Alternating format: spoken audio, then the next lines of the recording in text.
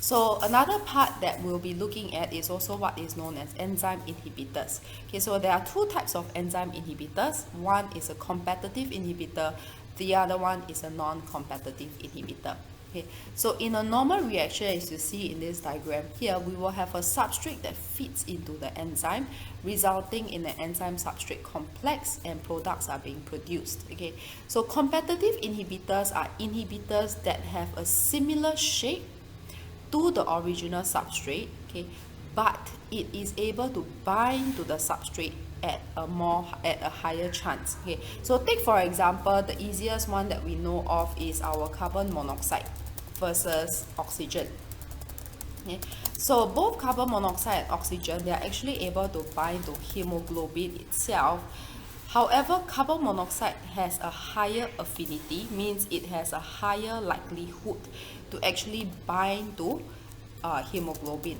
So which means to say that when I have got both carbon monoxide and oxygen in the surrounding, it is more likely that my carbon monoxide will bind compared to oxygen to the hemoglobin. Okay, so once all is binded by the carbon monoxide, oxygen is no longer able to bind. Okay, so how do we get rid of such a competitive inhibitor which is competing with the original substrate and thereby inhibiting its binding? Okay, so what it can be done is that you can actually increase the oxygen concentration to fight along with the carbon monoxide despite its higher affinity. So when there is higher oxygen concentration compared to carbon monoxide, oxygen now has a higher likelihood of binding to hemoglobin.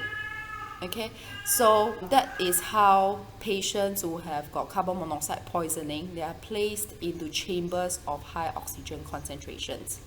Now, non-competitive inhibitor works in a slightly different way. This non-competitive inhibitor does not bind to the active site. Instead, where it binds to is that it binds to a site that is away from the active site. Okay, so since it is away from the active site, we call this an allosteric site binding. Okay, so allosteric site binding means it is binding away from the active site itself.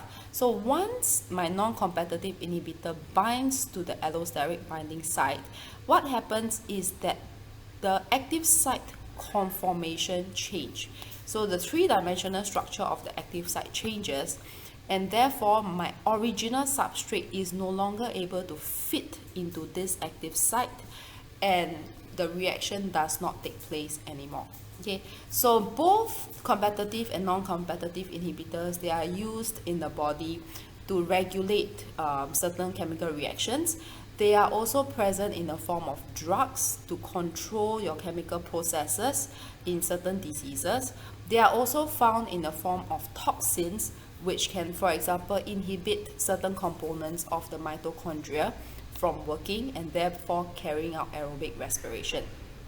Okay, so what you can see here is the graph itself between the competitive and the non-competitive inhibitor. Okay, so the normal enzyme being the purple color one, okay, when it is in the place of when it is facing a competitive inhibitor, what happens is that the reaction happens slower. Okay, remember it is just competing for the active site.